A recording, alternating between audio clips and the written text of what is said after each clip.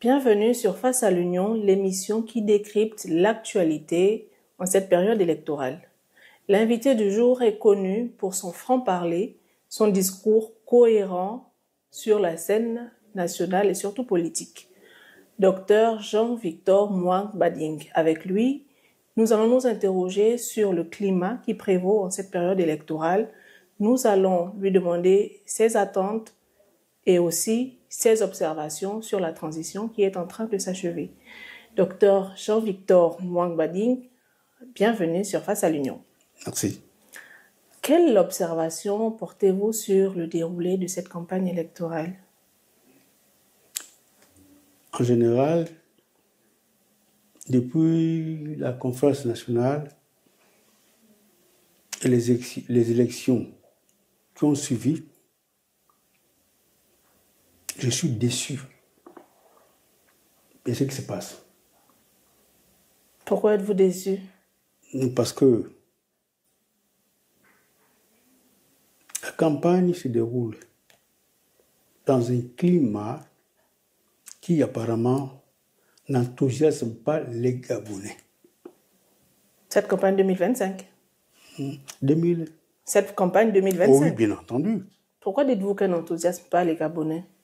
Bon, il y en a qui vont chercher l'argent. Vous savez que les puissances esclavagistes, actuelles puissances coloniales et néocoloniales, ont estimé à un moment donné qu'il fallait permettre à notre continent d'avoir la démocratie. Mon principe politique. C'est-à-dire la démocratie, c'est un régime dans lequel celui qui est élu est celui que le peuple veut qu'il soit au pouvoir. Ça a été fait au moment où l'Union soviétique était en pleine destruction. Et ce qu'ils ont fait, les anciennes puissances esclavagistes néocoloniales actuelles l'ont fait pour nous tromper, pour nous montrer que celui qui est au pouvoir, c'est celui qui a été choisi par le peuple. En réalité, c'est faux. Oui, mais il y a eu des appels, justement. Au Gabon, l'expérience est là. Après la conférence nationale, il y a eu des élections. Celui qui était, lui, président, n'a jamais été élu. Le président Bongo, après notre conférence nationale, a été élu, alors que c'est Mbabe Sol qui a été élu. Lui a été proclamé président. Après, c'est Pierre Mamboundou qui a été élu. Lui a été proclamé président. Etc. À la fin, Ping a été élu. C'est Ali Bongo qui est proclamé président. Donc, pour moi, le bâillonnement des libertés ont été, en quelque sorte, retenus par l'Occident, par la France. Il y a des exceptions, madame. Dans des pays comme le Sénégal, qui ont une culture, les gens peuvent être élus ayant été votés. Mais chez nous, c'est la tromperie. Pourquoi parlez-vous de tromperie quand il y a eu des candidatures, 8 candidatures d'ailleurs? Qui a été candidat? Il y a 8 candidats. Nous sommes sur 2025. On attend les résultats. Quelle appréciation faites-vous justement de cette campagne électorale qui se déroule? Tout d'abord, cette campagne a été précédée par des événements qui, pour moi, donnent la nausée. Quels sont ces événements qui vous donnent la nausée? Le référendum et le vote de la Constitution. Qu'avez-vous à reprocher à ce référendum, d'une part, et ensuite à cette nouvelle Constitution? D'abord, à propos du référendum, vous savez le temps qui a été réservé pour faire la propagande. Propagande? Oui, il fallait que les gens se préparent pour cela. C'était moins de 2 mois, Alors qu'en 1993, moi j'étais en France, après les accords dits de Paris, il y a eu le référendum au Gabon. On a eu plus de temps pour dire aux Gabonais qu'est-ce qu'on doit faire. Là, ça a été écourté exprès. Et vous savez qu'il y a eu beaucoup de Gabonais qui n'ont pas voté. L'abstention, très élevée. Abstention, madame. Ça a été... Vous avez voté, vous? Abstention, parce que ce qui s'est fait là, c'est pas bon pour le Gabon. La nouvelle constitution, selon vous, n'est pas bonne. La nouvelle constitution institue un régime monarchique. Pourquoi vous le dites? Mais vous avez lu la constitution, madame?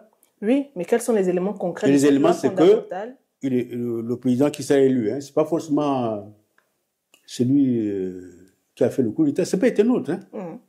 Exactement. Il sera roi. Il est président. Premier ministre, en quelque sorte, pour dire les choses clairement pour que les Gabonais comprennent. Donc, ce n'est pas bon. C'est vrai que c'est lui qui... Si la France l'a choisi... La France a choisi qui?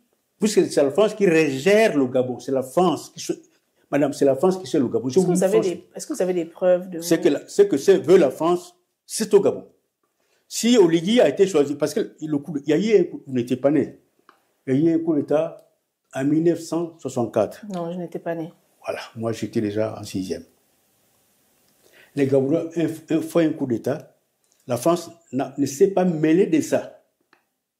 Elle est venue intervenir pour tuer nos militaires. Pour mettre au pouvoir Léomba qui avait déjà signé sa démission. Ils ont tué nos militaires. Ils ont mis au pouvoir Léomba et Yembi autres. Après, ils ont tout fait pour que le président, enfin, Bongo Père, remplace Léomba. Ils ont détruit notre armée nationale, qui avait des officiers patriotes. Ils ont mis la GER, une organisation militaire dont la mission était de préserver les intérêts de la France au Gabon. Vous n'étiez pas né, je vous le dis. Donc, là, ils ont... notre armée nationale a un peu vécu, mais ils l'ont d'abord presque détruit. Donc, le souci de la France, à travers ses actes, c'est de préserver le Gabon comme une néo-colonie. Quel rapport, justement, avec ce que vous êtes en train de dénoncer? Ce que je dénonce. Je dénonce. Vous ne voyez pas de rapport que nous sommes en pleine élection et que l'enjeu fondamental, c'est la préservation de la domination française au Gabon. C'est ça l'essentiel. Beaucoup ne voient pas ça. Hein? On va au nord, au sud, à l'est. Les pauvres gens, nos parents, ne savent pas la politique, ne connaissent pas la politique. On va vous donner le lait, vous donner les routes. Si on donne les routes, c'est bien. C'est ce que les Gabonais demandent. Mais les routes, ça peut être pour aller exploiter le pétrole à Mayumba ou ailleurs. Donc, le fond de la politique en Afrique, c'est la libération de notre pays. Du coup, vous estimez que le Gabon n'est pas libéré et pourtant, on a eu un 30 août qui nous a libérés du pouvoir déchu.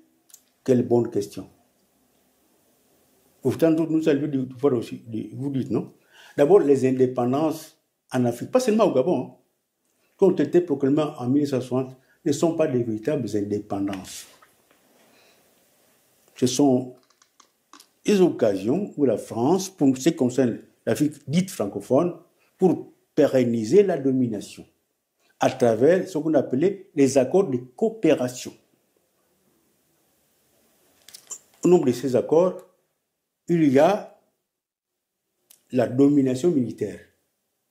On nous a laissé des forces coloniales militaires françaises chez nous au Gabon, par exemple. Ailleurs aussi, hein, en dehors de la Guinée.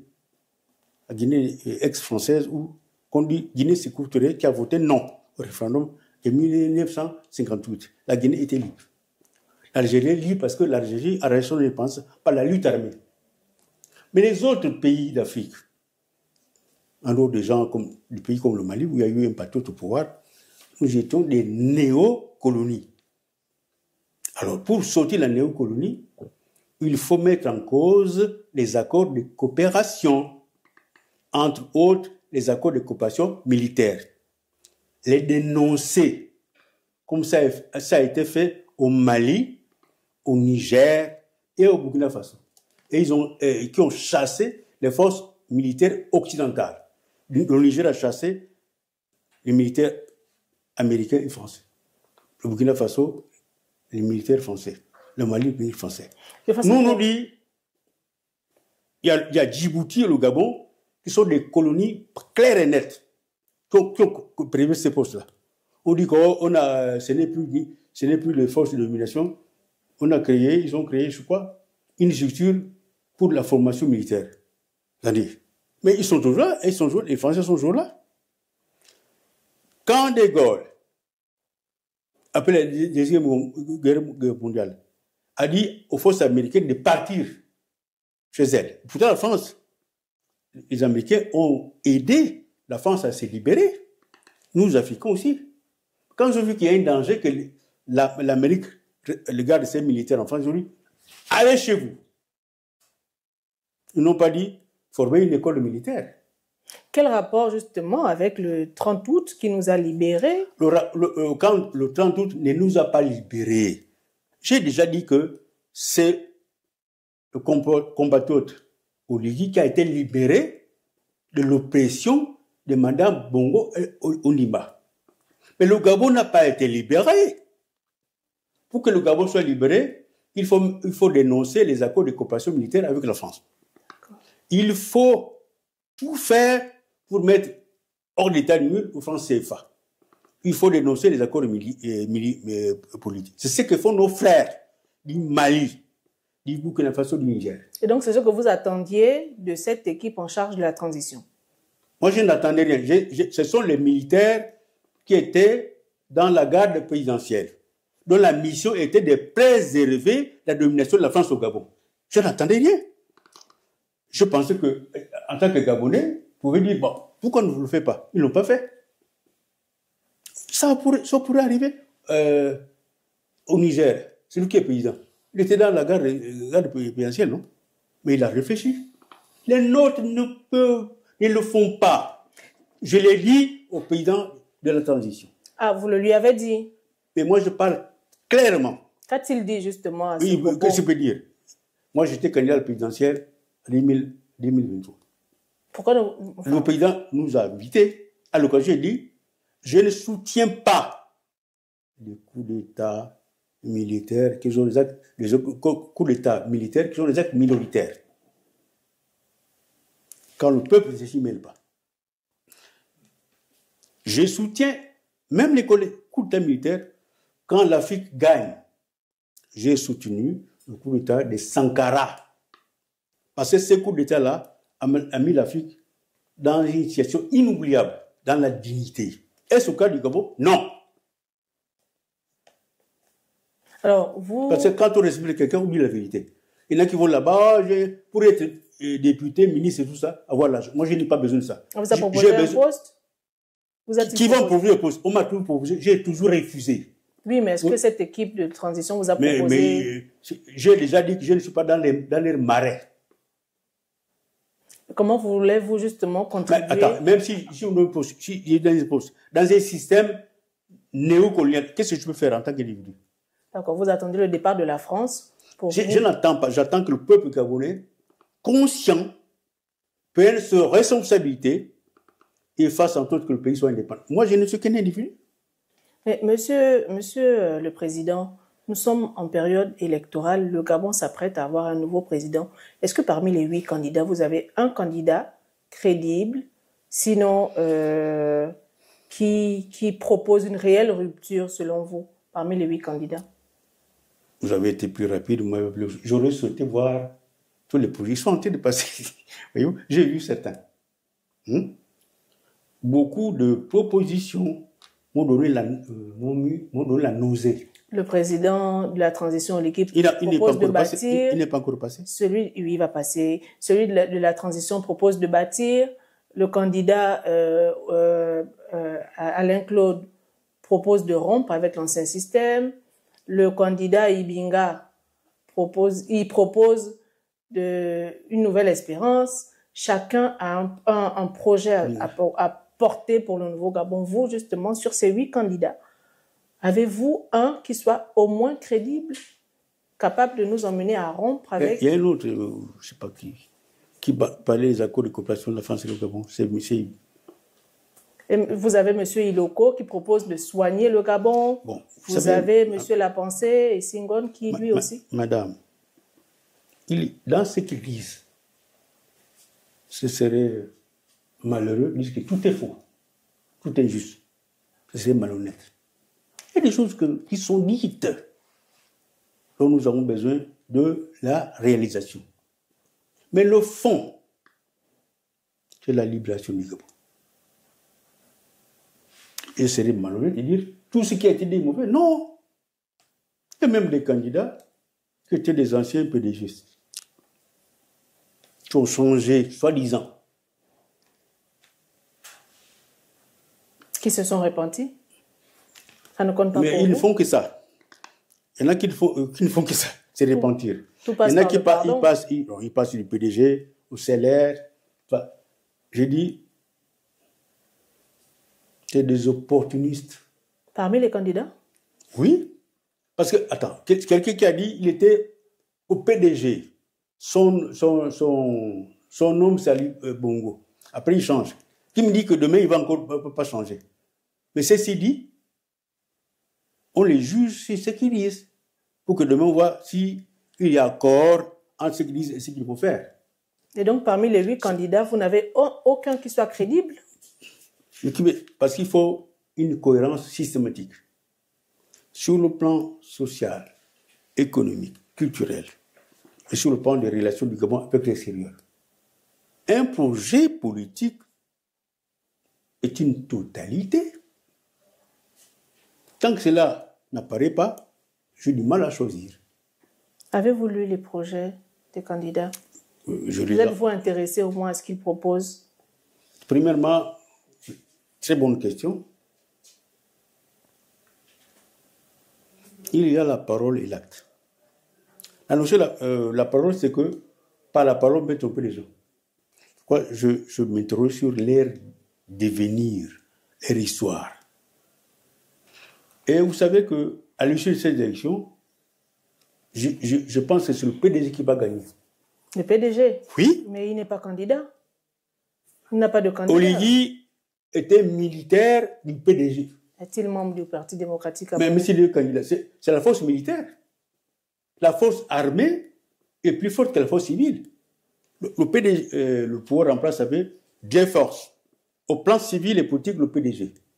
Au plan politique, les gars républicains qui représentent Oligui, qui a le pouvoir militaire de préserver la domination française au Gabon. Il a dit que, est-ce qu'il a dénoncé la présence française au Gabon au plan militaire? Il n'a pas dénoncé. Alors, enfin, pas l'une, c'est fondamental au Gabon, en Afrique. Nous voulons être libres. On ne va pas laisser tout esclave. Hein? On ne va pas rester tout le temps esclave de la France ou de l'Occident. Les autres s'élèvent. Qu'est-ce qu'ils sont de plus différents que nous?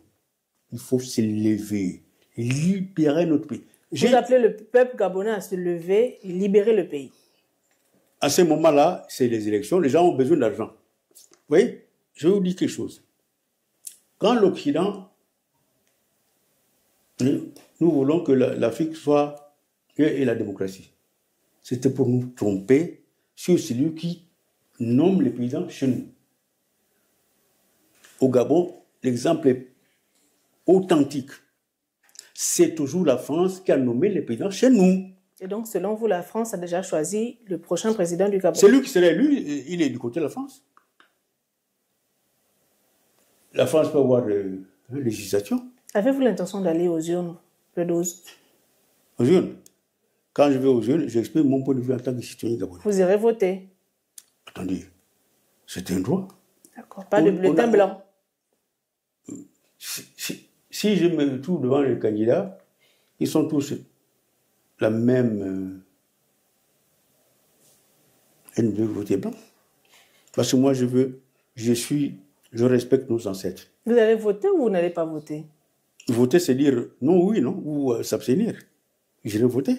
D'accord. On a voulu que le vote soit institué au Gabon. Je ne peux pas ne pas voter. D'accord. Voilà. Vous n'irez pas voter pour un bulletin blanc. Vous n'allez pas mettre un bulletin blanc. Attends, voter c'est quoi? C'est mettre un bulletin blanc ou pour un candidat? Donc vous avez un candidat? Non, enfin, pour le moment, non. Ce sont les esclaves. Les candidats qui sont... Les 8 candidats sont des esclaves selon Non, pas vous? tout. Bon, il y en a, on peut être esclave inconscient. Qui parmi les 8 candidats n'est pas esclave et conscient quand même? Attendez, vous me posez une question très précise à laquelle je peux répondre. Qui parmi les 8 candidats n'est pas esclave? Je ne peux pas répondre à une question qui est très précise. Moi, je vous réponds sur les questions de fond. Qui est pour la libération du Gabon? Qui parmi eux Qui est pour la justice? Qui est pour le développement et le progrès? C'est ça. Lequel? Pour le moment, enfin, j'ai voulu une question précise à laquelle je ne peux répondre. Je répondrai dans l'urne. Ouais. Monsieur Mouang Bading, alors si vous avez un message fort à adresser au prochain président de la République gabonaise, ce serait lequel?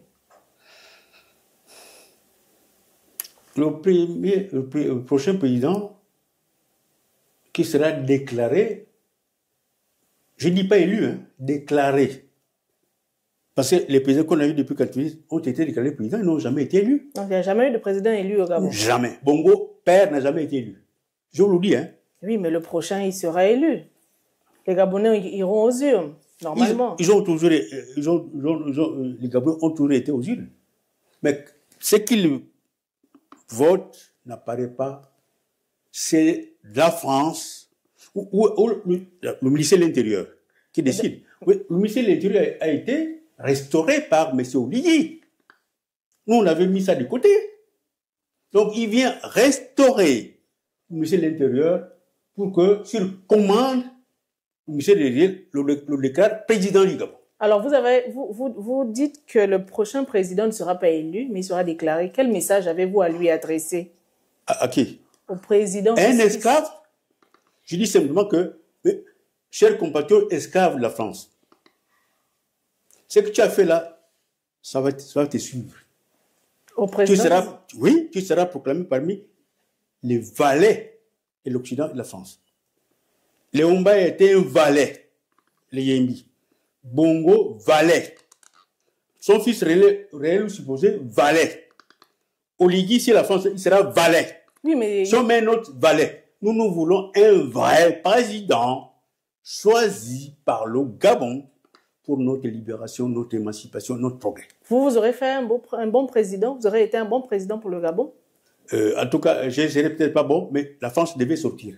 Ça veut dire que... On devait les chasser, comme ça s'est fait au Burkina Faso, au Niger et au Mali. Quitte à ce qu'on me tue. Parce que voilà, j'ai posé, pendant le référendum, nous avons le président de la transition nous a invités. Je lui ai dit, vous avez peur de la mort? Parce que, en fait, les gens peuvent avoir des idées pour le Gabon, mais ils ont peur de la mort. Qu'a-t-il répondu? Parce que attends, j'ai dit, ce qui se passe au Gabon, c'est pas ça. Ce qui est bien, c'est ce qui se passe au Burkina Faso. Je lui ai dit, hein, parce que moi, ma grand-mère m'a formé, un homme ne parle pas sous les aisselles. Il dit ce qu'il pense. Donc, selon vous, le prochain président du Gabon, la première mission qu'il doit avoir, c'est de se débarrasser de la puissance. Il va se débarrasser si c'est un esclave. Si c'était un vrai président, ça vend l'élection. Je vous dis une chose. Ils ont fait un référendum. Moi, je devais être candidat à la présidentielle. Ils nous ont exclus. Voyez-vous? Vous avez encore cette frustration, vous? Quelle frustration? Moi, je veux la libération du Gabon. C'est pas la frustration. C'est pas un problème psychologique. Vous êtes un acteur politique de renom dans ce pays. Oui. Comment allez-vous vous battre pour que ce pays soit libéré? Cette question-là est fondamentale. Est-ce qu'elle mérite toute la réponse? Oui. Il y a des Gabonais qui vous regardent, qui veulent savoir. Les Gabonais doivent se mobiliser. Ne pas faire... faut éviter le danger au Gabon, c'est le tribalisme et le régionalisme. Il faut sortir du tribalisme et du régionalisme et nous unir pour libérer notre pays. Parce que ce que veut l'Occident, c'est qu'on les dise, oh, gens du Sud, gens du Nord, c'est pas bon. Donc vous prenez l'unité. L'unité du peuple. Pas l'unité. Ceux qui ont pillé le pays, ils sont de leur camp. Mais comment on fait pour se débarrasser de ceux qui ont pillé le pays, selon vous? On les connaît, non? Est-ce que vous avez des noms ou... On les connaît. Où sont-ils? Attendez, vous me posez une question à laquelle je peux répondre. Justement. Vous savez très bien que la plupart des gens qui sont au pouvoir ont pillé le pays. Mais vous avez voulu que je les cite. Les États-Unis, Trump, par exemple, a dit que Olivier est de ceux qui ont pillé. Il a pillé. Donc, c'est pour vous dire quoi? Que notre problème, il est complet, c'est libérer notre pays. Qu'est-ce qui se passe là? C'est la mascarade électorale. C'est la mascarade électorale. Vous dénoncez la mascarade électorale au Gabon? J'ai toujours dénoncé. Il faut les Gabonais veulent l'indépendance et la liberté. Alors, mais ils sont dans la pauvreté. Dès qu'il y a une élection, chacun va avoir 100 francs, 10 000. Ils ont appris qu'ils ont fermé les associations, ils sont même divisés entre eux. Ceux qui n'ont pas reçu l'argent sont contre. Il paraît que le président de la transition a créé des associations. Avec l'argent de l'État qu'il utilise, lui... Le Rassemblement des bâtisseurs. Voilà. Vous pourrez être membre. Vous pourrez être membre du Rassemblement des bâtisseurs et apporter votre expertise, vos connaissances pour que le Gabon change véritablement. Non. C'est peut-être ça aussi l'inclusivité. S'il a pu associer les PDGistes, il peut associer aussi... D'abord, madame, quand il y a eu ce qu'ils ont appelé dialogue, que j'appelle soliloque. Ce n'était pas un dialogue selon vous? Non, pas du tout. Je vais vous passer le texte. Je vous ai amené ce texte-là. Je vous donne à chacun de vous. Ce n'est pas un dialogue, c'est un soliloque. Ça veut dire que le compatriote lui dit, et ses amis, ses compatriotes dit, faisons ceci. Ils en ont imposé. Un soliloque. Le dialogue, c'est une forme et moyen de libération. On a tenté en 90. Vous savez, quand nous sommes sortis en 90, on était comme unis. Là, c'est la division. Parce que moi, je suis chef de parti. Il m'a exclu. Je ne suis pas le seul. Bengo Chi n'a pas été... Les législatives arrivent. Allez-vous vous positionner pour ces prochaines élections? On va voir un peu ce qui se passe après les présidentielles. Parce que si on a manqué les présidentielles, on peut tenter d'être dans les législatives pour tenter... Pour être député? Oui, député, mais pour que l'Assemblée soit un moyen, on pose la question de la libération du Gabon. Vous voyez votre place à l'Assemblée nationale? Si je suis là-bas, c'est pour lutter pour le Gabon. Donc, un mot de fin à ces Gabonais qui vous regardent dans cette période cruciale. Voilà. Chers compatriotes, Gabonaises et Gabonais, notre pays est le lieu de notre vivre ensemble. Nous avons une histoire. Depuis la colonisation, beaucoup de nous ont manifesté pour refuser la servitude. Nous avons 4 ancêtres. Bombe Nyange, Nyon Makit, Emantol, Wongo, ils sont levés les armes à la main pour tenter de comprendre aux Français que nous ne voulons pas être des esclaves. En 1900, après les fausses indépendances des 60. Une minute, M. Makwadi. Gabonais, qui ont fait un coup d'État que la France n'a pas soutenu. La France est intervenue pour nous maintenir dans l'état où nous sommes, dans le néocolonialisme.